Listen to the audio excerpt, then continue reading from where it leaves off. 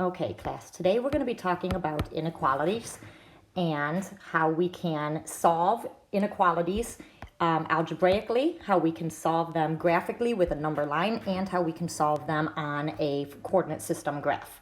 So to give you an example of a real life kind of an application of some inequalities, let's say a ball is thrown vertically upward with an initial velocity of 96 feet per second. The distance s in feet of the ball from the ground after t seconds is given by this equation. So knowing very little about this, the one thing we can tell is that the t is the time, and that seems to be our x variable, and then we are looking for the distance, which we're using s for distance. That seems to be our y variable. Since this is a squared function, we know it's a parabola, and since that a value is negative, we know it's a parabola opening down. So let's say that the ball at some point is going up at 96 feet per second. At some point, it's going to reach a maximum height, and it's going to come down again. What we want to know is, how long is the ball more than 128 feet above the ground? So if we're looking at where is 128 feet, now again, we don't know exactly where this is since we have no numbers on here, but let's just hypothetically say that 128 feet above the ground is right here. Okay, that's 128 feet. So what we're asking for is, all along this horizontal line, we're at a height of 128 feet. Where is the ball above 128 feet? Well, it's going to be above 128 feet along this entire piece of the parabola. So when we're solving an inequality, what we need to understand is that there's more than one solution. There's going to be a range of possible solutions, and our job is to find all of the values that might make that inequality true. So we're going to come back to this one at the end, and we're going to actually solve it. First, I wanted to do a quick review of some absolute value inequalities. These work pretty similar to your basic linear inequalities. Remember some of the things that we've learned about absolute value. Okay, we know that, for example, when we take the absolute value, that it's always going to be positive, because we know that absolute value is the distance from zero. So if we looked at a number line, and I kind of thought of a few numbers here, okay, we could have numbers in each direction. If I'm looking for values that would make this inequality true, okay, plug in a few points. If I plug in 0, well, the absolute value of 0 is 0, which is still going to be less than or equal to 3. So I'm going to shade that point because it is a solution. Okay, absolute value of 1 is still going to be less than or equal to 3. So I'll shade that one. Okay, 2 is going to be a solution. 3 would be a solution because the absolute value of 3 is still 3, and because it says equal to as well as less than, 3 is also a solution. However, 4 is not. The absolute value of 4 is going to be 4, which is, of course, not less than 3. So I know I pretty much have to stop at this positive 3.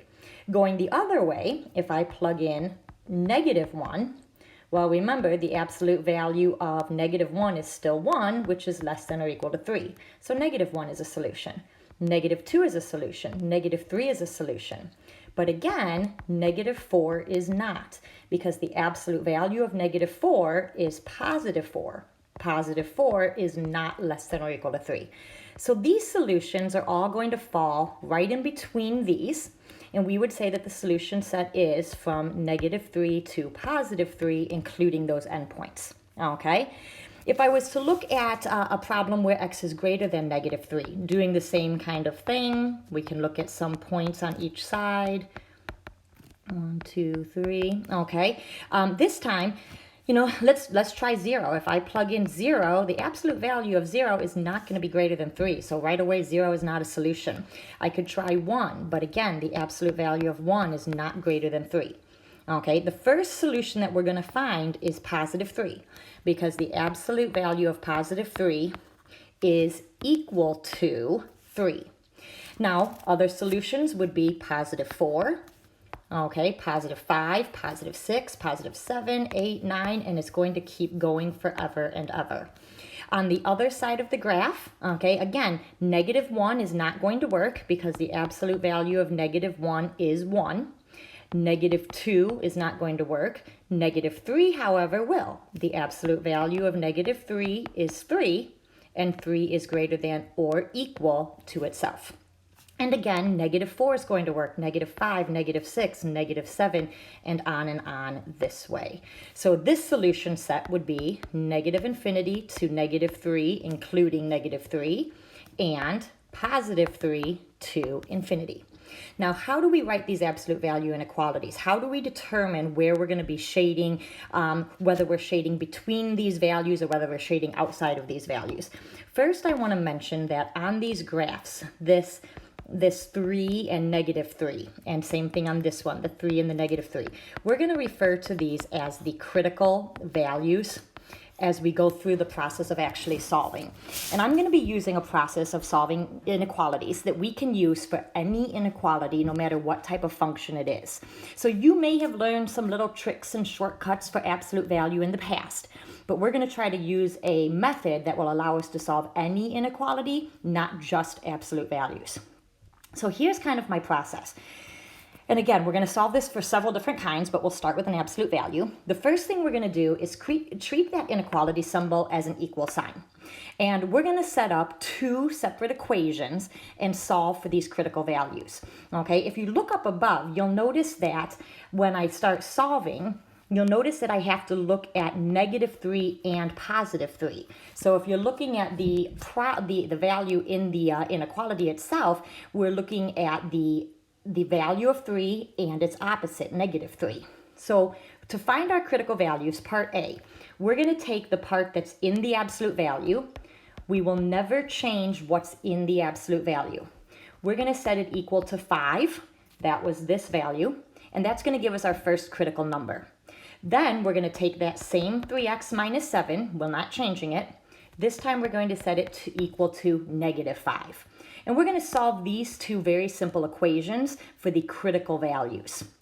Okay, if I add 7, I get 12, divide, I get 4. If I add 7, I get 2, and when I divide, I get 2/3. And I'm going to put those two critical values on the number line. 2/3 is going to have to be further to the left, 4 is to the right. You don't need to have a bunch of points in between, okay? Now, because these two solutions, because our inequality said equal to as well, if you actually plugged this 4 in here and solved, 3 times 4 minus 7 is greater than or equal to 5. Well, that is 12 minus 7. That's the absolute value of 5. Well, because it says equal, this 4 is actually one of our solutions. So because these two critical values are solutions, we're going to be using a solid circle at each of these. Now, where do we shade? Do we shade on the outsides or do we shade on the inside? So the next step is that we are going to simply pick some values and we're going to test, okay? We're going to pick one value that is in between them, and let's pick an easy value. Let's just say 1, okay? If I plug in 1 to the equation, 3 times 1 minus 7, take the absolute value, will it be greater than or equal to 5? Well, 3 minus 7 is -4. The absolute value of that is +4. +4 is not greater than or equal to 5. So that tells me that 1 is not a solution and I will not shade there, okay? If I find a solution, I shade. If it's not a solution, I don't shade. So now we'll pick a point over on this side. I'm going to pick 0 because it's easy. And if I plug in 3 times 0 minus 7, take the absolute value. That's going to be the absolute value of -7, and 7 is greater than or equal to 5. So since this point works, I know that I can shade everything to this side of that critical value. If we check a point on the other side, 5, for example, I could do absolute value of 3 times 5 minus 7. And that is going to be 15 minus 7. That's the absolute value of 8, which is 8. And since 8 is greater than or equal to 5, we know we're shading over here as well. Okay? So once we've established where we're shading, our final step is just write those answers in interval notation. From -infinity to 2/3 with a bracket, since that 2/3 was included. And from 4 with a bracket to infinity. And that is our solution set. So we can solve all these absolute values essentially the same way. There's only one thing that you have to be very careful of, and that would be for example, in an equation like this one, before you find your critical values, so before you can write your two equations and solve for the critical values, your first step has to be, actually I'll keep it in red, your first step has to be to isolate the absolute value in the problem. So for example, before I solve for my critical values, the first thing I'm going to do in this equation is subtract 3. Okay, now I have, let's switch here. Now I have -2, absolute value of 2x minus 1 is greater than or equal to -10. Then I'm going to divide by -2, because remember I'm trying to isolate the absolute value. So that's going to give me absolute value of 2x minus 1 is, now remember that when you divide or multiply by a negative, that you have to flip the sign. So at this point, I am going to flip this sign into less than or equal to. -2 divided by, -10 divided by -2 is 5. In reality, though, that part is not going to matter so much, because our next step is now we are going to switch that inequality sign into equals when we find our critical values. So now my two equations that I'm going to set up, take what's in the absolute value, 2x minus 1, and it's going to equal 5. Then I'm going to take my 2x minus 1, and it's going to equal -5. And we're going to solve each of these for the critical values. So if I add 1, divide by 2, there's my first one. If I add 1, divide by 2, there's my second. And we'll put these on the number line, -2, +3. Since my inequality did say equal to as well, these are both included, so I'm going to use nice solid circles. And then again, we're testing points to decide where, which of these 3 regions should we be shading in. Keep in mind that there are going to be situations where you might shade none of the regions. That could be also, that would just simply mean there are no solutions. Or you could have a situation where maybe you shade all 3 regions. That would mean that the solutions are all real numbers. So you really do need to check carefully and test your points. When I am testing points, I think I'll test 0 and 4 and maybe -3, okay? So let's see, 3 minus 2, absolute value of 2 times 0 minus 1, greater than or equal to -7. So that's 0 minus 1, absolute value of -1 is 1, so 3 minus 2 times 1. That is 3 minus 2, and that is 1. 1 is greater than or equal to -7, so it looks like 0 works. Now, even though we found one set of solutions, we still check the others just in case. So for example, if we plug in 4, 3 minus 2, absolute value 2 times 4 minus 1, greater than or equal to -7. Start in the absolute value, that's 8 minus 1, that's 7. Absolute value of 7 is 7. 3 minus 2 times 7, that's 3 minus 14. 3 minus 14 is -11. And is -11 greater than or equal to -7?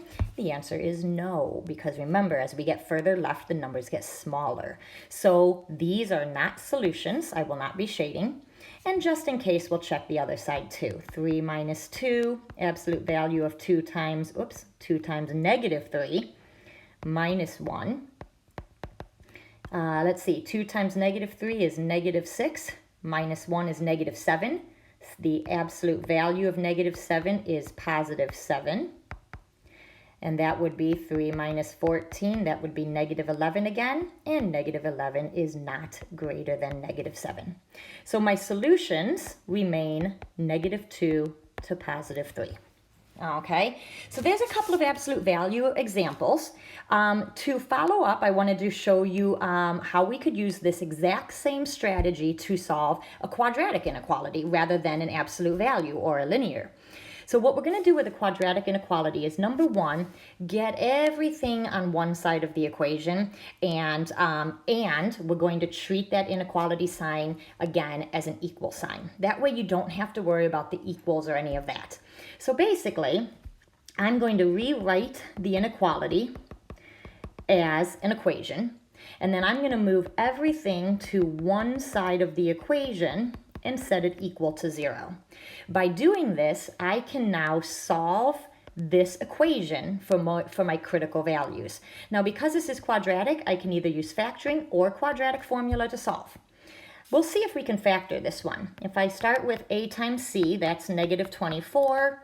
Factors of negative 24 that add up to 5 are going to be, let's see, 6 and 4, no, 8 and 3, so positive 8 and negative 3.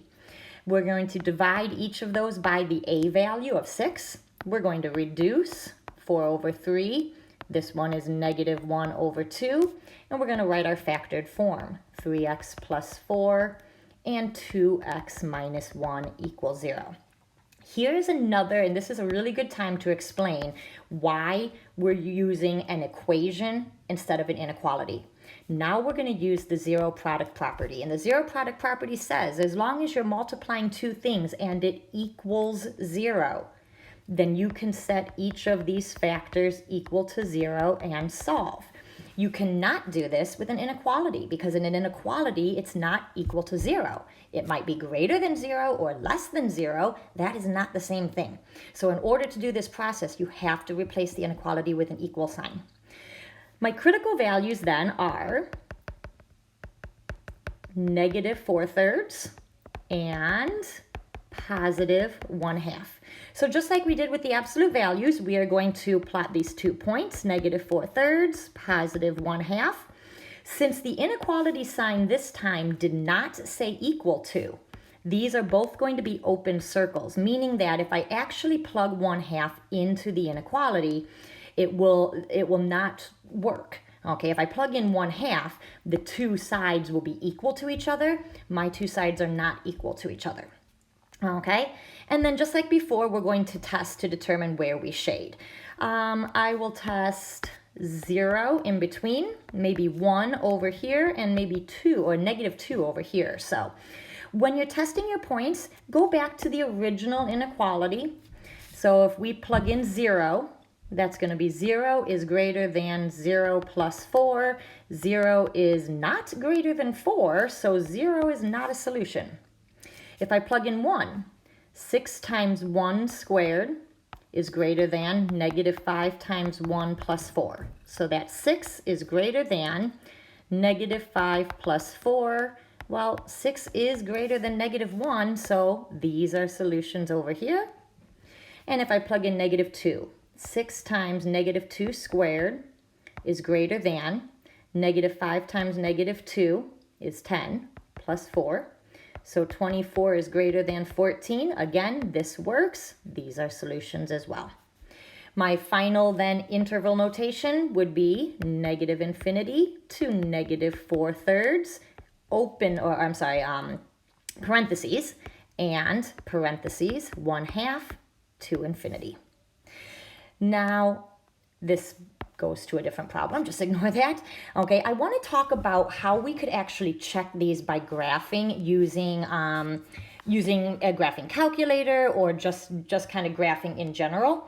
So in the second part of our video, since we are running out of time here, in the second part of our video, I'm going to show you, we're going to come back and solve this final question. And in this final question, we're also going to look at the graphing calculator to compare our answers.